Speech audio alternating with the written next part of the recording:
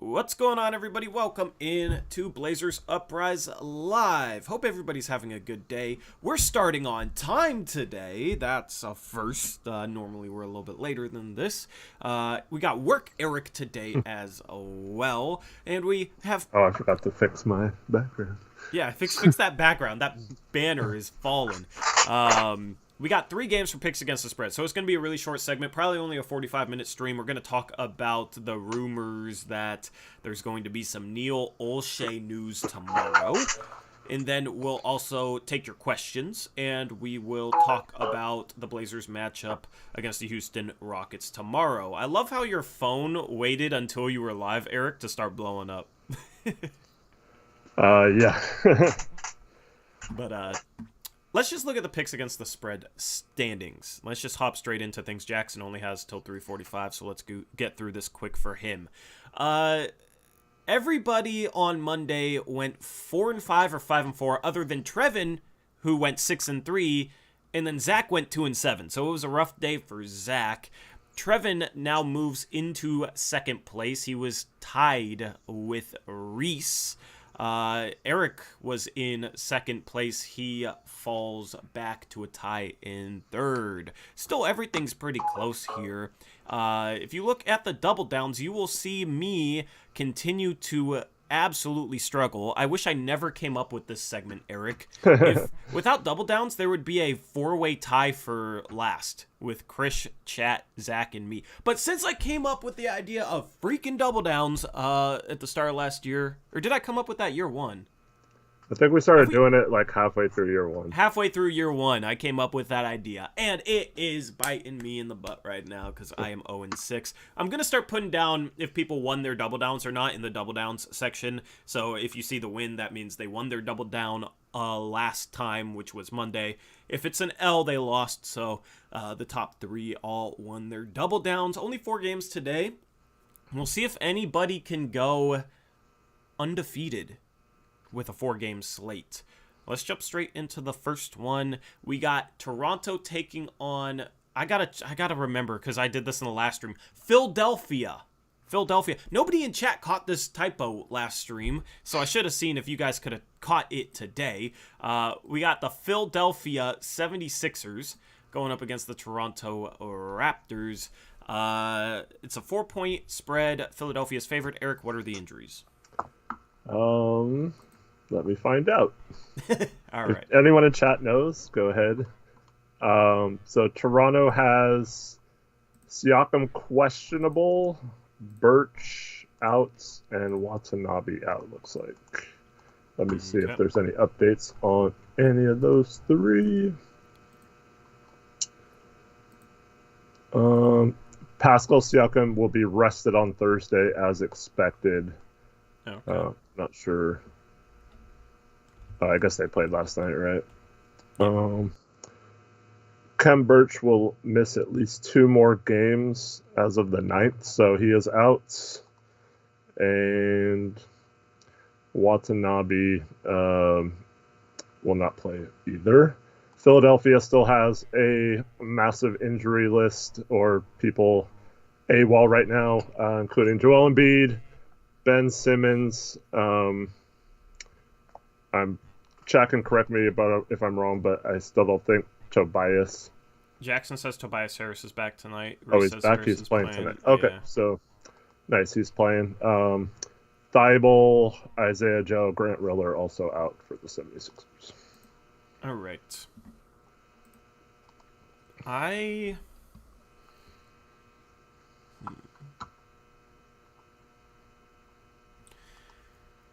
I'm going to go Toronto. I'm going to take the points. I think Scotty Barnes / OG Anunoby are good defenders to put on Tobias Harris. Yeah, I'm also going to take the points here. Alrighty.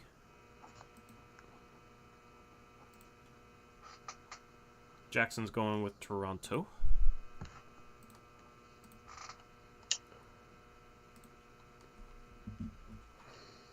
We should start Greg Brown. When he plays, we win.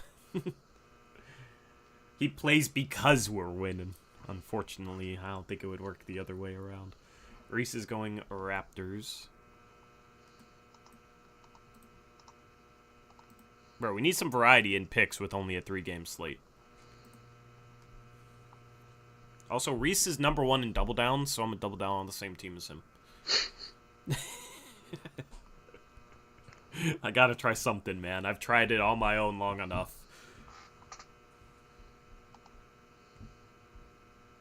Krish is going Raps. Yeah, since you're in here, Krish, just let me know in chat. Waiting on Zach, waiting on Trevin. Is Zach in here?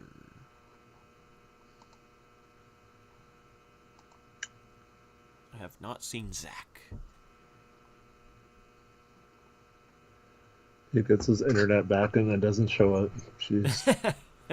Reese says I'm doubling down on whatever Tori doubles down on. Alright, Zach's not. Trevin says Raptors. Since Tobias Harris is back. And then chat, I'm going to end your poll in 3, 2, 1.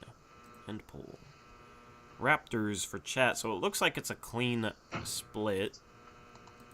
If Zach was here, he'd probably vote for the Sixers to go on an island. Connor, do you wanna step in for Zach? How do you want to handle this, Eric? I can just try to get a hold of Zach in the next few minutes. Yeah, and we can let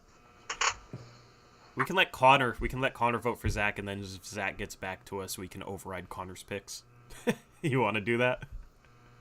I don't really because I wouldn't want someone to vote for me. Well, then I mean that's Zach's. That's on Zach. Mm-hmm. Anyway, let's move on to game number 2. It's a clean sweep as of now. You got the Jazz as 10.5-point favorites against the Pacers. I assume the Pacers have some injuries because this is kind of a wild spread. What's the situation? Well, Pacers played last night, and out for sure are LeVert, Isaiah Jackson, and T.J. Warren.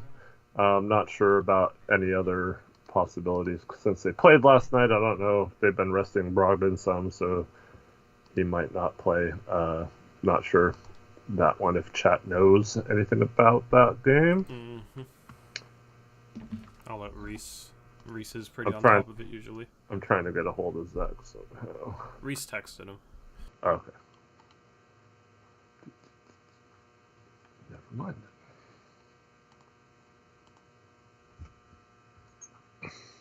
Injuries for Utah? Utah is just Rudy Gay. Sorry.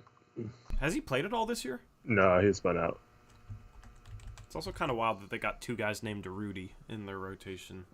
If only they had Rudy Fernandez, too. Alright, there's the poll. Brogdon played last night, says Reese. I'm gonna take the Jazz. The Jazz are a team that gets a lot of blowout wins. And last time I took the points with them, I saw somebody in chat saying, oh, they always get blowout wins in this type of game. And they did. So I'm going to listen to that person. I'm taking Utah. Don't let me sway your picks, though, because obviously I'm in last.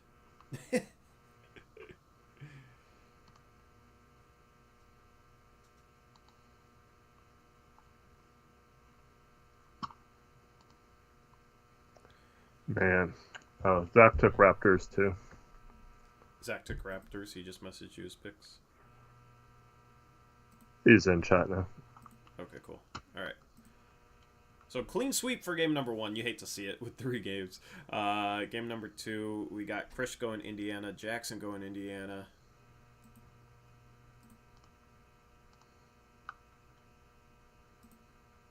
Bang, bang. Zach is rolling with the Jazz. What are you going with, Eric? Still thinking. I'm leaning Pacers. Just have a feeling they're going to keep it close. Trevin and Reese went Jazz, so I think that means you go Pacers. Alright, I'll go Pacers. Alright. So Eric goes Pacers. Chat right now, overwhelmingly Jazz, despite them being a 10.5-point favorite. Kinda wild there. I'm gonna end poll. This is probably gonna be the double down. So Chris Jackson, Eric go Pacers. Everybody else goes with the Utah Jazz. Game number 3, final game of the day. Heat Clippers. The Clippers are 6-point favorites at home. Baca's not playing. Marcus Morris isn't playing. Obviously, Kawhi's not playing. For Miami, they played an overtime game late last night and have. Oh, wow. They have, in addition to Oladipo, Strus, and Okpala out. It looks like Jimmy Butler is out. Markieff Morris is out.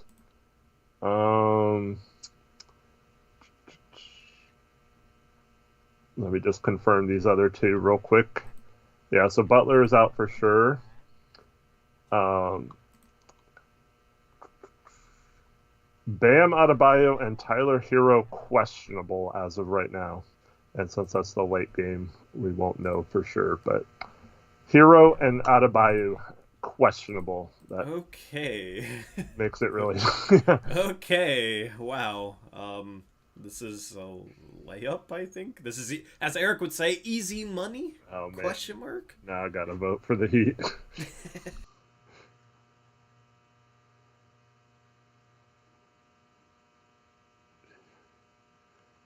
Who do the Jazz even have? I mean, the Heat. Kyle Lowry. Yeah. So just to make sure, Reese, Zach, and Trevin all went Jazz last game. Yeah, Jackson, Chris, you went Pacers. Everybody else went Jazz. Okay. Chris is going Miami. Reese is going Miami. Okay. Let's do it. All because I said easy money. Eric. I'm going to go Clippers. Wow, you lied to yourself. Zach is going Clippers. And then chat. This is a close one. It's a 50-50 split at 22 votes. I'll let you guys get 3 more votes in. So make sure to vote in chat. 23 votes in. It's 52% Clippers.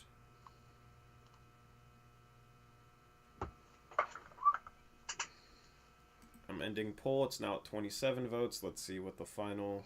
It's 53% Heat. Heat wins at the end. Wow. I guess Connor said I sabotaged something. Connor said I sabotaged easy money? I don't know.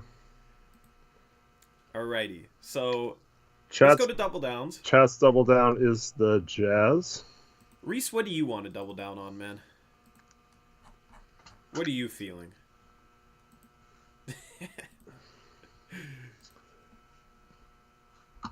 Because I'm feeling like easy, just go Clippers.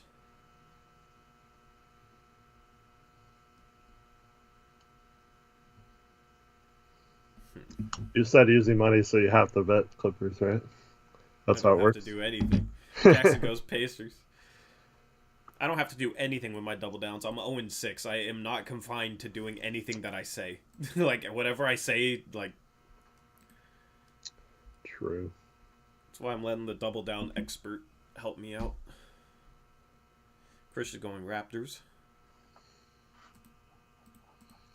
I don't like any of these double downs. I'm going to go Raptors as well, I guess.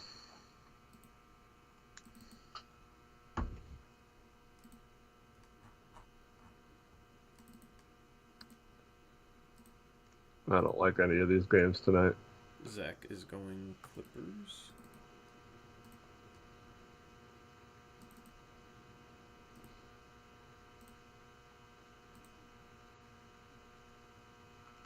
Is Trevin double down yet? No, you are not. Trevin, and then Reese, I want to know what you're thinking, man.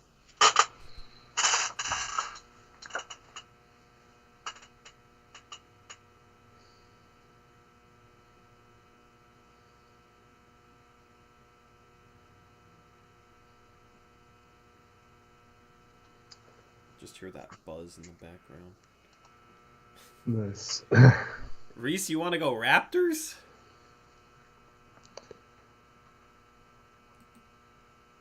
Great. Reese. Okay. Okay.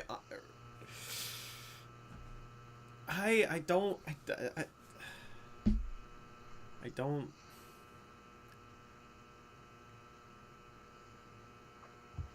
I want to go.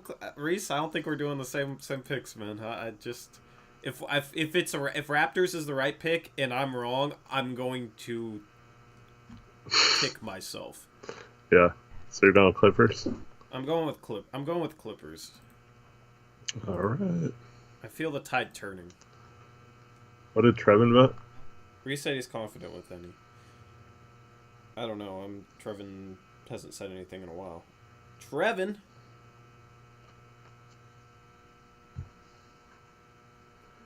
Zach says the Clippers. Said Jazz. All right.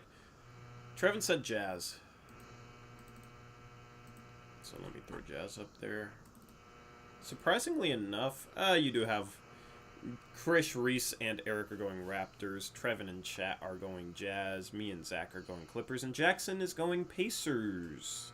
So it's going to be a swing between Jackson compared to Trevin and Chat. And that's, what's funny, Eric, is Trevin's in second place, 2 games behind Jackson. Mm-hmm. Right? Let me see their picks since we only got 3 games. They picked the same game there, different game there, same game there. So Trevin can either tie Jackson if Jazz is the right pick, or Jackson will have a 4-game lead on him. That'll be interesting. Alrighty.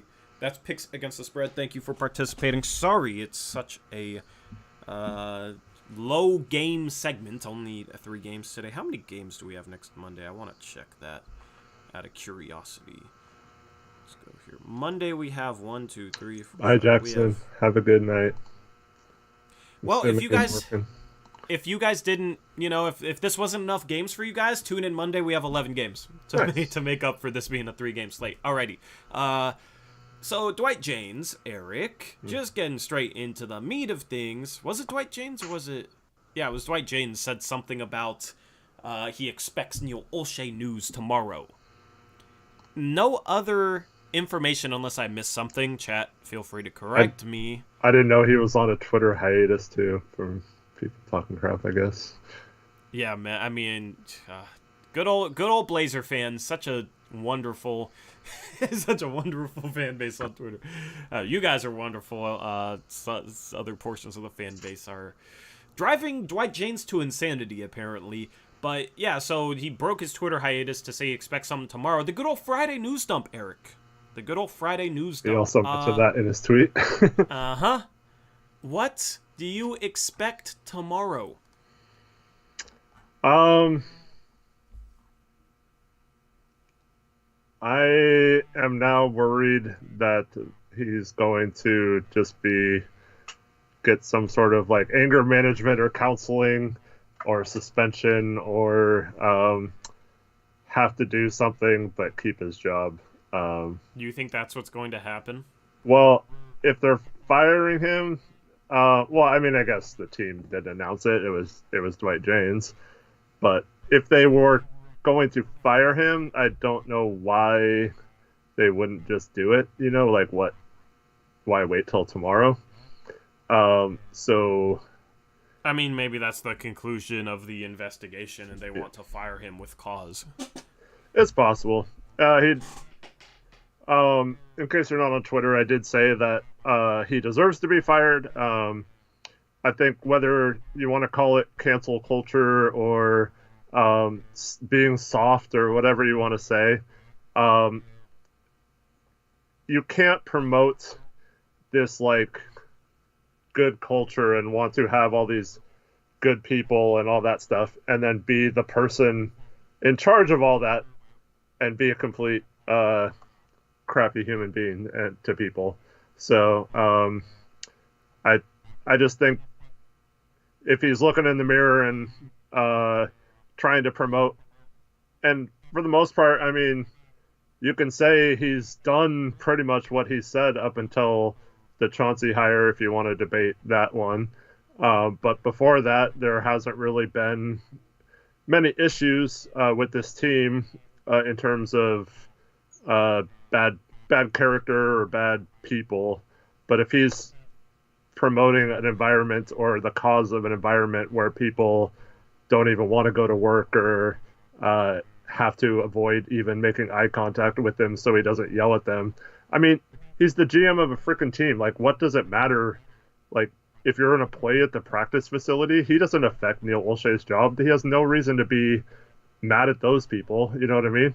So it's like, make better moves and make better decisions yourself. That's not anyone else's fault. Like, someone working at the practice facility has no bearing on your job. So there's no reason to be mean to them. It's not like they were the reason you couldn't sign a free agent or something. So like, I don't get why he would just be a jerk to so many people for no reason and just yell at them and cuss them out and stuff like that. And yeah, you can say that's soft, but like, there's no reason to be like that as a human. And we've seen one of the best people, not only the best player, but one of the best persons that we've ever had within this organization, Damian Lillard, who's just an amazing human and so considerate and thoughtful and promotes respect and all that kind of stuff. And then to hear about all this stuff the GM's doing, I just think that's inexcusable. So I think it's the wrong move, and it's just going to create a really awkward and tense situation if he's allowed to continue in his job. Yep. I'm tired of Neil Olshey, man. I'm tired of the arguments around him. I'm tired of the debate on whether or not he'd trade CJ. Like, I'm tired of him.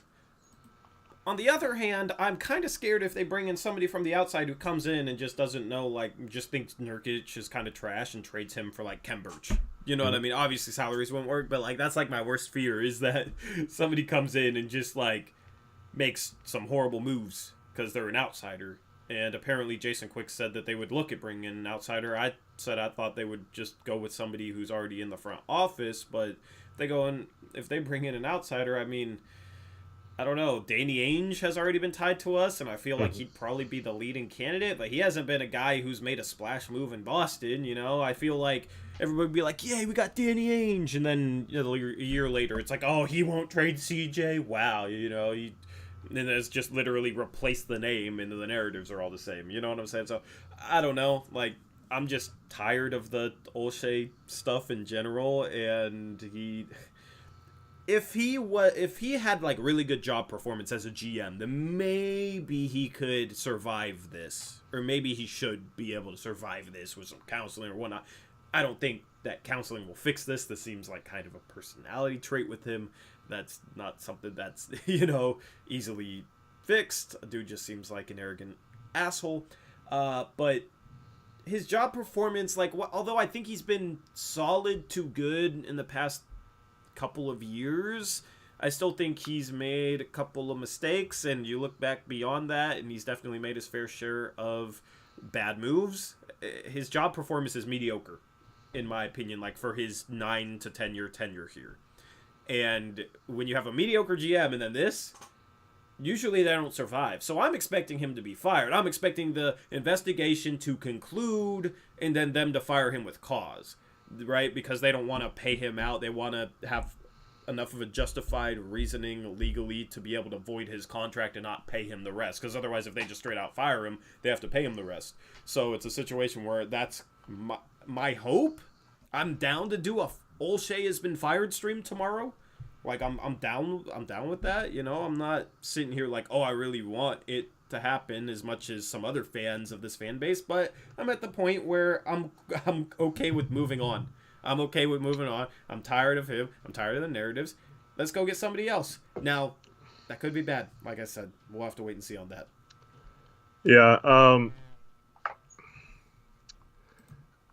we can argue about how good of a GM he's been or whatever. I don't think that's relevant really in this situation, other than the fact that even, I mean, if you want to consider me one of his biggest, like, I guess, defenders, I am not an Olshey apologist. I never have been. I just think that people think that you can just make trades and magically do things. I think overall he's made a lot of good moves and been very unfortunate with some injuries and stuff that he never gets the credit or the excuse of that Stotts got, right?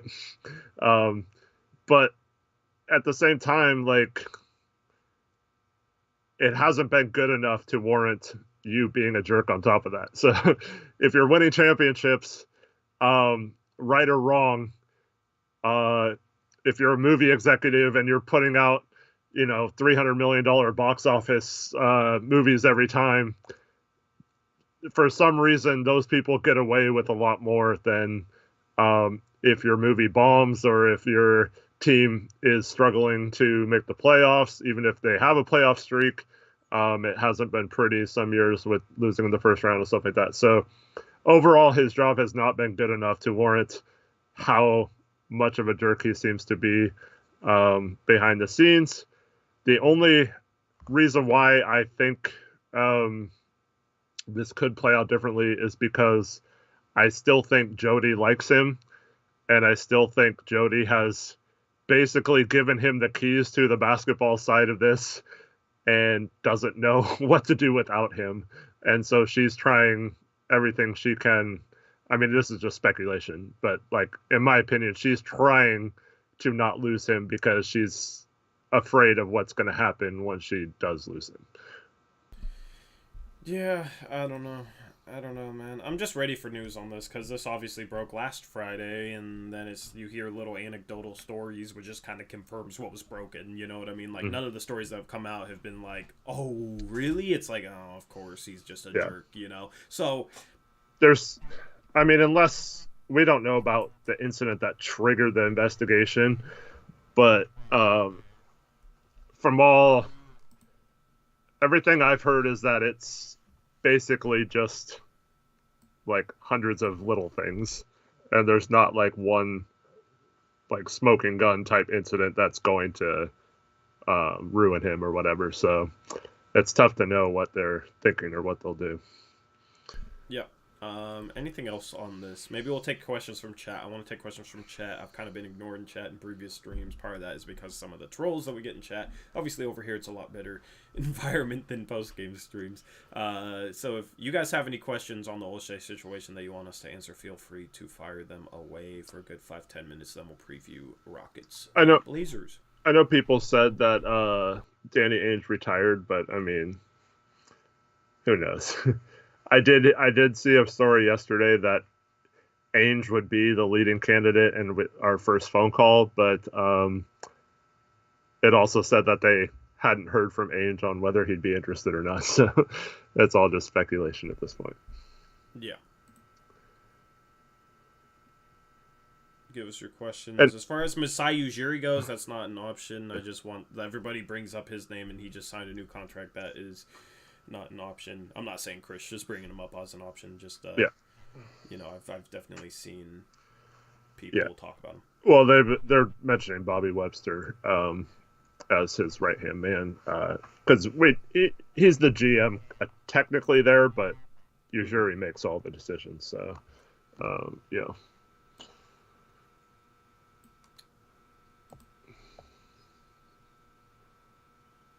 Y'all got questions? And I also heard that so Jason Quick said on an interview that this is not a case of everyone hates him and it's just like everyone knows he's a jerk, and that he said there's absolutely a strong contingent that would do anything for Neil, that love him and that would run through a wall for him. I'm not sure who that is, but he said that there's much more of a divide than people would think based on how it's coming out about what he does. So that could also play into it as well. See, it'll be interesting. We'll at least get news about the investigation. I wish we were kind of talking about this after the news dropped because there's really not much to talk about other than speculation.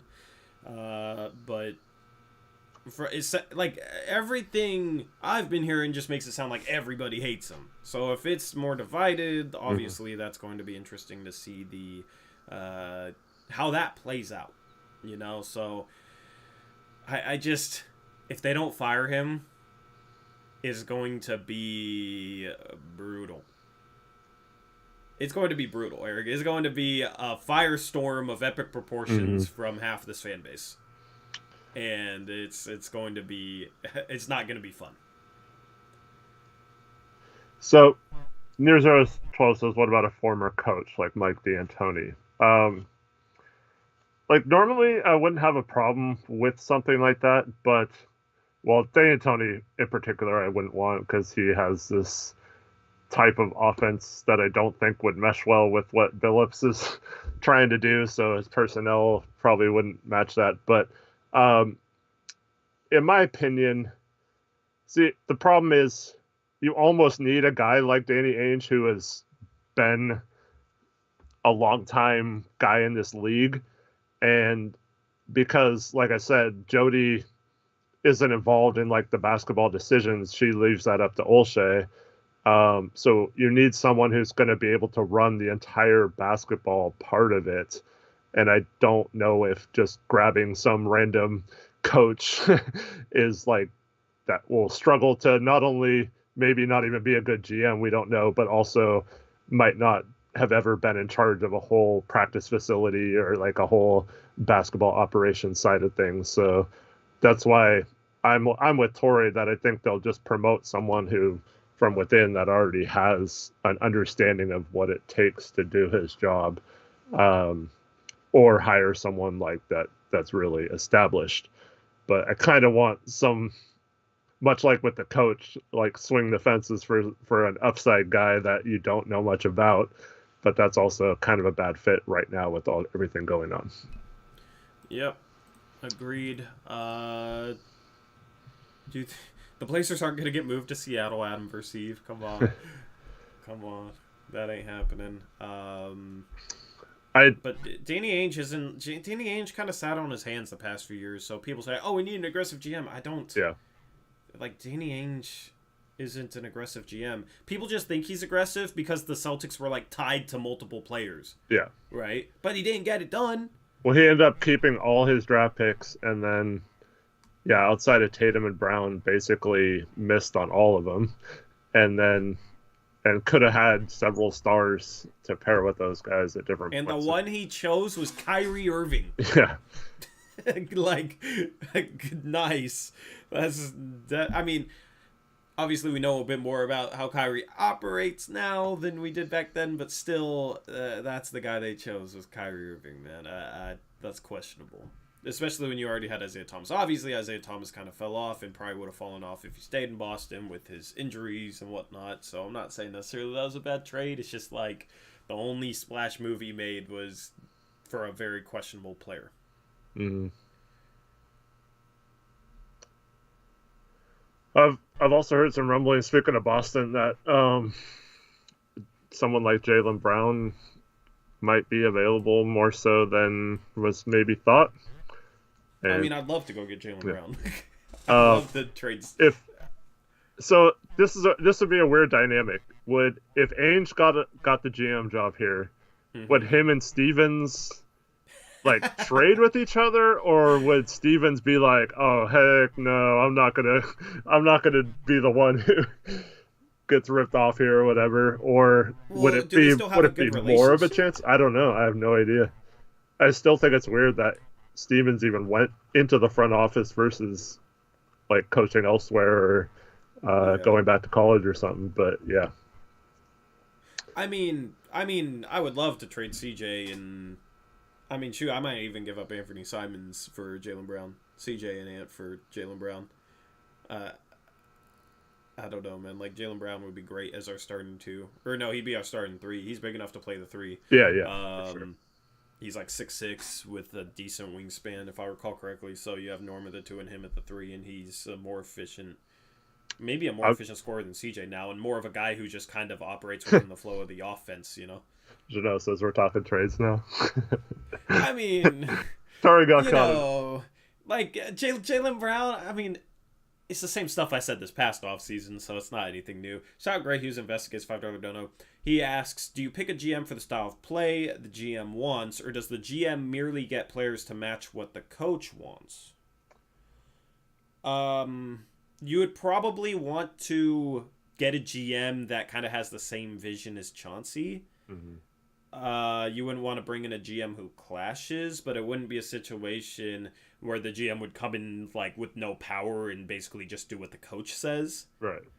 So it'd be kind of in between that, in my opinion. That's a really good question, Gray. Appreciate the dono. Yeah, you'd want a GM that has the same philosophies as your coach. So, because Chauncey signed a 4, maybe 5-year deal if you accept his team option. So he's going to be here at least 3 more years, probably. I mean, you could still eat his contract, I guess, but that's not going to happen this season or next season, most likely. So we're talking about a situation where he's going to be here. It makes no sense to have a GM that's going to, like I said, a Mike D'Antoni that will get like a 6'7" center and go small and want to play at a fast pace, whatever, when Chauncey wants like tough, more slow down type or whatever. Like, not necessarily those exact things, but someone who understands what Billups wants and gets those kind of people, and also understands the value of your own players, and also has a vision for what to put around a guy like Dame, instead of just like, oh, let's go get Tobias Harris or something, like you can't just trade to trade, like not thinking of how those are going to fit. So I definitely think it's kind of a little bit of everything. So you want to consider someone who is strong enough to have his own ideas and creative enough to make it happen, but you also want someone who aims to have those kind of ideals with the same purpose as your coach. Yep. Really good question. Any more questions you see? Well, with your including Anthony Simons, I agree with Zach. I would much rather include Rocco at this point than Ant.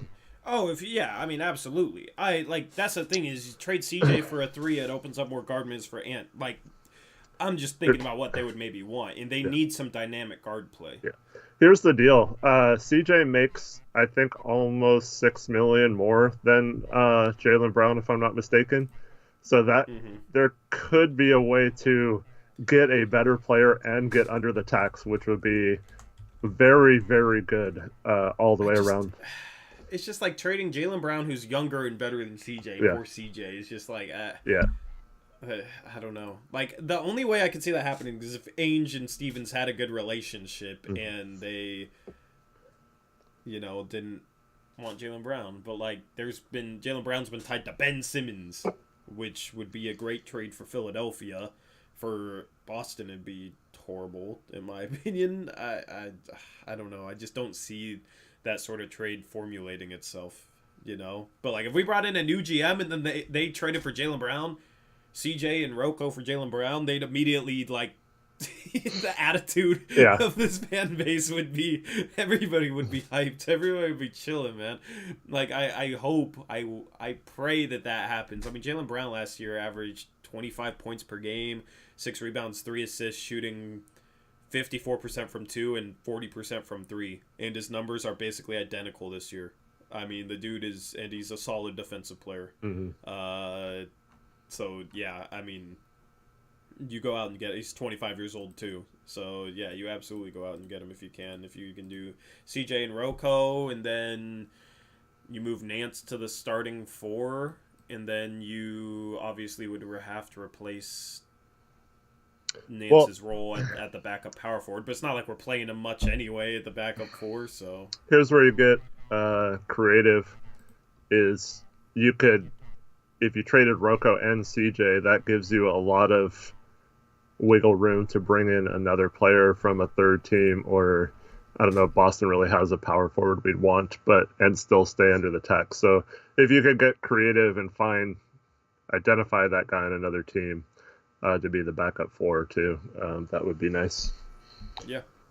All right, you guys got your trade talk. Bryce Cook has a I just want to address this since you ranted about it last night. He says, have you noticed that CJ doesn't shoot it in the quarters to save his field goal percentage? Yeah, go watch the post-game show from last night, right at the beginning, pretty much. Within the first few minutes, Tori goes on a rant about that. And, if it's from 80 feet, like right. like it's annoying, but I'm not like Yeah. mad, right? Mm-hmm. If it's the dude's at the 3-point line and he doesn't shoot, like Right. what the hell? Because he'd shoot that if there wasn't.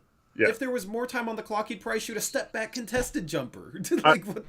I went back and watched the play, and so my problem is, okay, if you're not going to shoot it, why do you run and get the ball? Like, he came to the ball and got the inbounds pass. Like, why just not go hide in the corner or something and not get the ball? You know? Somebody should have asked him about that on his post-game press conference, but we don't ask the hard questions. And Adam Eve asked, should we get a GM that's helped solve the financial side of the team? It's not really I mean, yes, you want a GM that solves the financial thing, but I don't think we're necessarily in a financial situation right now. I think we're fine in that regard. Yep. All right, let's preview Houston and Portland tomorrow, tipping off at 5 p.m. Back to earlier games. I hate it, especially on a Friday. But 5 p.m. tip-off time. Not much to preview with this game. You got some dynamic players there in Houston. You got Kevin Porter Jr., you got Christian Wood, you got Jalen Green. That's kind of the three guys. You also got Jayshawn Tate has been solid. Let me look up their team stats and kind of read off some stats for you guys. But Houston's 1-10 going into this game. You got to beat the freaking Houston Rockets. The Blazers better get their first road win tomorrow. If they don't, it's going to be... I mean, if Olshey gets fired, then I think everybody will be okay with the Portland losing or winning tomorrow. You know what I mean? Like, I don't know. Because that's the thing. You're going to sit there and, screw Olshey. Oh, he's gone if he gets fired tomorrow. So it's going to be interesting to see this game play out in conjunction with any possible news that drops on Olshey. The leading scorer for the Houston Rockets is Christian Wood. He is averaging 18 points per game, 11.5 rebounds, 2 assists. He's shooting 47% from the field, 39% from three. Jalen Green, the second overall pick rookie, is averaging 14.5 points per game. He's had some 20-point scoring efforts, but he's not efficient yet. He's shooting 44% from 2 and 28% from 3. So, like, he's a guy long-term that I think will definitely be an all-star caliber player because he'll find a way to make a higher percentage of shots. He has a lot of pro scoring moves. He has a good feel for the game. He's athletic, has some talent. It's just raw. It's not, refined yet. But that's the type of guy who's like, if we let Frank Kaminsky go off for 31, you see a guy as talented as a Jalen Green, Eric, that's the one guy I'm really worried about tomorrow. Yeah, of course you can get hot, but he's kind of streaky too so far. So, yeah, don't let him get comfortable early. That's why I want to see us be aggressive in the start. And Chauncey's talked about punching teams in the mouth early on in games, and just haven't really seen that aggressive style that's needed to punch a team in the mouth on the road. So hopefully against a one-win team, you want to just come out and be really aggressive on those guys, make it uncomfortable for them, and then hopefully they don't get in a rhythm where they have a role player scoring 31 points because we didn't we didn't guard him at the beginning of the game, and he starts getting comfortable and feeling himself. Yeah. Eric Gordon's another guy that I feel like could be the role player that kills the Blazers tomorrow. He's played in 9 games, averaging 27 minutes per game. He's currently shooting 51% from 3 on over 2 makes a game, 4.3 attempts per game. He's averaging 13. So you just gotta maintain. Like, this is not a good offense. You just the worst offense by far we played so far. Yeah, you just gotta maintain. You just got to contain the role players. You can't let Eric Gordon go off for 25 and then let Jalen Green have a decently efficient night and then Jayshawn Tate go off for like 18 and then, maybe off the bench. Alperen Sengun is playing 20 minutes a game as a rookie. He's averaging 9 points per game. You can't let him have a Frank Kaminsky type game. You know what I mean? You got to play solid defense. If Portland plays solid defense, they win this game. Yep. If you give up, I'm kind of twisting my words around. if you have a bunch of defensive breakdowns like we saw yesterday, there's a chance that this is a troublesome game for Portland. Right, you can't just let Jalen Green shoot wide open threes because he's shooting only 28% from three. He's talented and he can shoot the ball. Same goes with Eric Gordon. Same goes with Jayshawn Tate. Jayshawn Tate's only shooting 28%, but he can get hot and knock down some threes. Kevin Porter Jr. can get hot and knock down some threes. He's only shooting 30%. So they don't have good shooters, but that doesn't mean you want to just let them tee off from downtown. We can be a little bit more conservative, maybe going under screens on a Jalen Green, Kevin Porter Jr., or Jayshawn Tate. Jayshawn Tate doesn't really handle the ball like that, but Kevin Porter Jr., you go under screens on him, and then he starts hitting threes, you might need to adjust. If you go under screens and he's not shooting or he's missing threes, then you're probably fine, and you're probably having a good defensive outing. So that's what it comes down to for me. Yeah, and just I'm not sure if he is going to play or not, but Kevin Porter Jr. was dealing with a thigh injury, so we'll see if he goes in this one. Okay. He's kind of the guy, he's like a point forward that kind of makes their team go. He's averaging 5 assists per game, so he's basically their point guard. Says he's probable now for Friday, so... Yeah, he's playing through the thigh injury. They start him, Jalen Green, Jayshawn Tate, Christian Wood, and then who's their fifth starter is Daniel Tice, who's a good, solid veteran big man. So that's their starting lineup. They are a pretty big team, so got to keep them off the glass. They miss a lot of shots, so you don't want to let them get a bunch of offensive boards. I saw today that Portland is the number 1 team in the NBA in defensive rebounding. Yeah, and we struggle with that with the lineup at the end of last year. That's something we've done really well this year is rebound the ball. Mm-hmm. So that's the thing. If you could just make them miss more shots, make teams miss more shots, and collect those rebounds, that's the focus right now. So anything else for this preview? Just take care of your own business. I've been saying this a lot. Like, we shot ourselves in the foot last night with a dumb game plan against a team that we know we can't do that against, and I don't know why we thought it would work last night. And other than, Frank's not going to go off. He's like, it was almost like we thought that there was no way Frank could do that, right? And that was the only reason why we switched.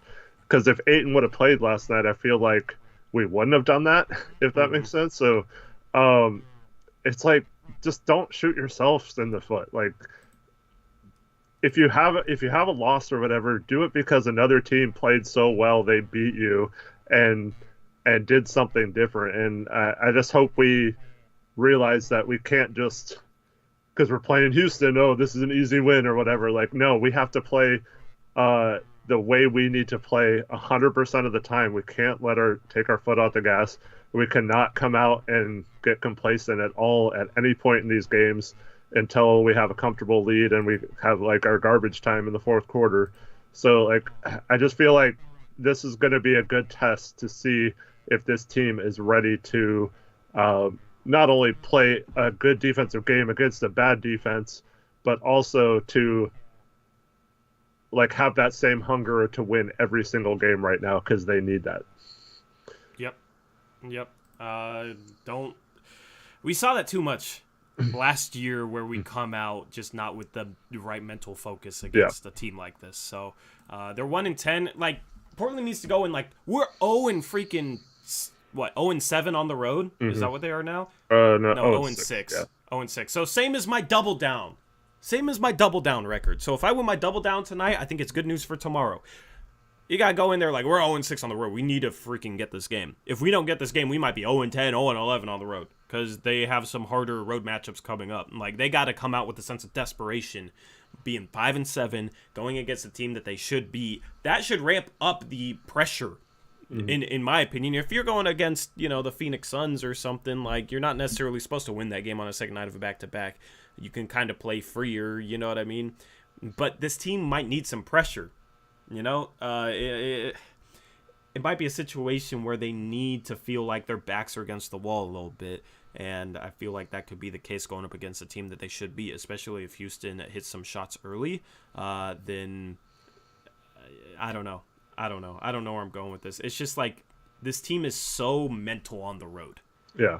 And it legitimately becomes, instead of talking about basketball, a lot of the preview and a lot of the breakdown just becomes talking about the mental side of things, which is a lot harder to even speculate on and talk about. That's why I'm twisting my words so much, man. Yeah. I don't know. The team just has to come out with the right freaking mindset. That's it.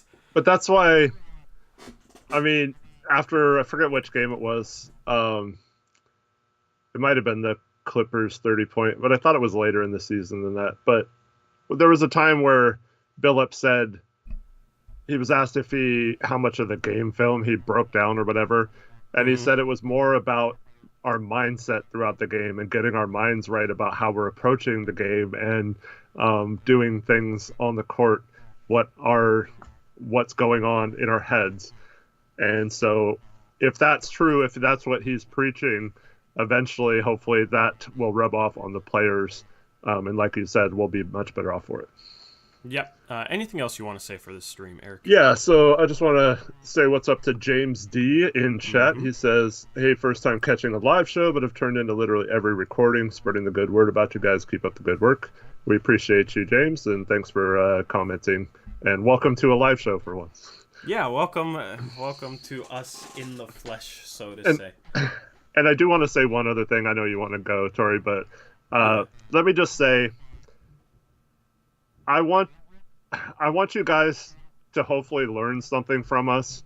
So when you go on social media or you go to work or school or whatever, and you have someone saying like, "Oh, this roster is terrible. We can't ever win with Norman Powell playing the 3 and Rocco is out of position at the 4 and this team will never do anything and it's already over this season," and all this stuff. Like, I hope you guys understand why we feel the way we do. We're not just sitting here saying it's not the roster without backing up why we think that way. So a game like tonight or last night where everyone on Twitter is just into the world panicking, even though all those same panickers are the ones that dismissed our win over Phoenix because it was the second night of a back-to-back for them. But us on the road, second night of a back-to-back, it's inexcusable that we lose for some reason. But that aside, I'm so over the surface level takes on social media and the people coming at me for being wrong when we're 12 games into a season and we have no idea who's going to be right or wrong yet. So, like, just a game like last night, I saw several prominent Twitter feeds tweet that we lost the game because Phoenix has bigger wings than us. And it's like, what? I mean, we lost the game because of basically Chris Paul and Frank Kaminsky, and us shooting really poorly on offense. Like, that's not, I don't think we lost that game at all because of their wings. And so it doesn't make sense to me because Mikal Bridges got a couple open threes, same with Jay Crowder, and they got a couple transition baskets. But those aren't things that because they have bigger wings led to those opportunities. Like, we had those same opportunities with our smaller guards and we just missed a lot of those threes. So, and then, yeah, their wings didn't even play that great last night. So I don't understand why someone could watch that game and think that that's the reason, because we have CJ and Norm at the 2 and 3 and Phoenix emphasizes having bigger wings, that makes them better last night. Yeah, I mean, Devin Booker was 5 for 15. Right. And then Mikal Bridges didn't really do anything. It was Frank Kaminsky, their center. Yeah. Because we were switching guards onto their center. Like, that was the issue. Yeah. The fact that we have, Norman Powell with the 3. So if we had, like, Mo Harkless and Aminu, right, who are pretty well-sized. I mean, I guess you could say Aminu at times should have been a 3. But let's just say we had, like, big wings, right? It wouldn't have mattered if we switched those. If we had the exact same game plan, the size would not have mattered last night. We still would have switched whoever that big is onto the smaller guard, and our smaller guard would have been on the big. Sorry. Okay. So, good. So no matter what, no matter what we did last night, no matter what our personnel or height of our personnel, if you switch the big onto the point guard and you have the point guard on the big, that's what's going to happen. So, I just don't get why people think that that's a roster issue or whatever, or think I'm automatically wrong after a game where they obviously don't know how to analyze what happened on the floor. So don't come at me if you're not capable of having an actual basketball conversation. And I hope you guys can understand not to panic to the level of some of those other people. And also combine the fact that we talked about this at length. With new coach, one of the hardest schedules in the NBA first 20 games, like there's no reason to think that this is not capable of improving from here. Yeah, I mean, Chauncey said they're under construction. They just got to try and do the right things. So they got to try and play the proper style basketball, and I want to see a little bit more progress towards that. But I mean, I did the schedule breakdown before the season started, and I said the goal after November would be to be 12-10. If we were 12-10 after November, we'd be on a 50-win pace, right? Now, maybe it might be harder, 11-11, 10-12. We're still in a decent spot. It's early on in the season, and after November, we'll have one of probably the top 3 easiest schedules in the entire NBA. Mm-hmm. So that's when we can make our headway. And by then, hopefully, we're playing better basketball and have things rolling. And I want to be, I wish we were 8-4 right now, or 9-3. That would be awesome. I would love that, but it's not happening right now. It sucks if we get in a big hole. It's going to be bad right now. Especially if we lose Houston. That's why this is not necessarily a must win, but this is a really important game for our confidence and just to stay in that 500 range.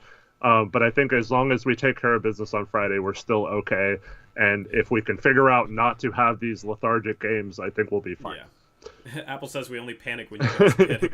Yeah, there you go. If we're panicking, we're like flight attendants. If we're panicking, then you guys can panic. Yeah. And then shout out James D for the $10 dono. He says, a long time coming. Love you guys. Appreciate you, James. It's always cool when people that watch us consistently are able to tune in for a live chat and say what's up, because I know there's a lot of people that do watch us after the fact or watch us but don't comment in chat, so it's always cool to hear from those people. So hopefully you can make another one, because I'll remember you. I'm pretty good with usernames and recognizing people now, so I appreciate the donation. Yeah. Yeah, I mean, I recognize every. I'll just mess with you. Every name in here, I recognize everyone. From at least from being in here previous streams, I'll recognize profile pictures. There's nobody that I've seen comment in chat do I not recognize. All right. So yeah, I mean, I recognize you guys. It's cool. Anyway, anything else, Eric? No, thank you everyone for watching, and enjoy the rest of your night. We'll catch you after the game tomorrow. Yeah, hopefully that's a good stream. Or maybe before the game if Olshey gets fired. Yeah, maybe. We'll have to wait and see on that. We will go live if Olshey gets fired, and we will discuss that. Hopefully it doesn't happen during the middle of the game. That would be the Blazers' way of breaking it. And at halftime, Olshey's been fired. So, anyway, have a good rest of your days. We'll catch you tomorrow. Until then, as always, peace out. Go Blazers.